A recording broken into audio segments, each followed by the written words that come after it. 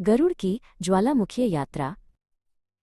बहुत ऊंचे पहाड़ों में गरुड़ नाम का एक बहादुर बाज रहता था। एक दिन उसने धरती को कांपते हुए महसूस किया और दूर से धुआं उठता देखा। उसने सोचा, ये कैसी आग है जो पहाड़ों से निकलती है। गरुड़ ने दुनिया के इन जलते हुए पहाड़ों का रहस्य जानने का फैसला किया। गरुड़ पूर्व की ओर इंडोनेशिया की ओर उड़ा। वहां उसने माउंट मेरापी और क्राकटाओ को देखा, जिनसे धुआं निकल रहा था। उसने सीखा कि इन्हें ज्वालामुखी कहते हैं, यानी आग का मुंह। उसने मलेशिया में शक्तिशाली माउंट किनाबालू को भी दूर से सलाम किया। उसकी यात्रा फिलीपींस पहुंची, जहां उसने सुंदर मायोन ज्वालामुखी और ताल ज्वालामुखी को देखा, जो एक झील के ठीक बीच में था। गरुड़ हैरान था कि पानी के बीच में भी आग का पहाड़ हो सकता है। अब गरुड़ पश्चिम की ओर उड़ा। उसने पाकिस्तान में कोह सुल्तान और ईरान में विशाल अलबुर्ज पहाड़ों को देखा। ये ज्वालामुखी शांत थे, जैसे सो रहे हों। गरुड़ ने सीखा कि सभी ज्वालामुखी हर समय सक्रिय नहीं होते।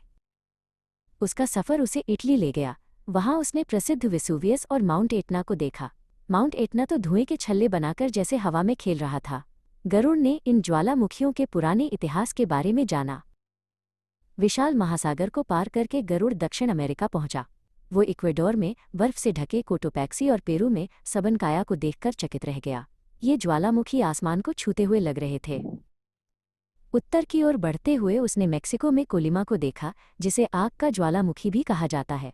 फिर वो संयुक्त राज्य अमेरिका पहुंचा और राजसी बर्फ से ढके माउंट रेनियर को देखा। उसका आखिरी पड़ाव प्रशांत महासागर के बीच हवाई द्वीप था।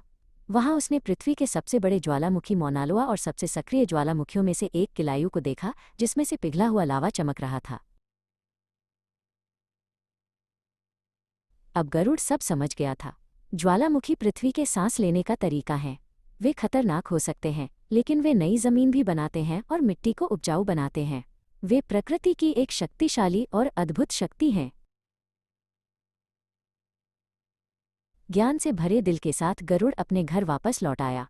अब वो पृथ्वी के कांपने से डरता नहीं था, बल्कि उसकी अपार शक्ति का सम्मान करता था। उसने अपने दोस्तों को दुनिया के जलते हुए पहाड़ों की कहानियां सुनाईं।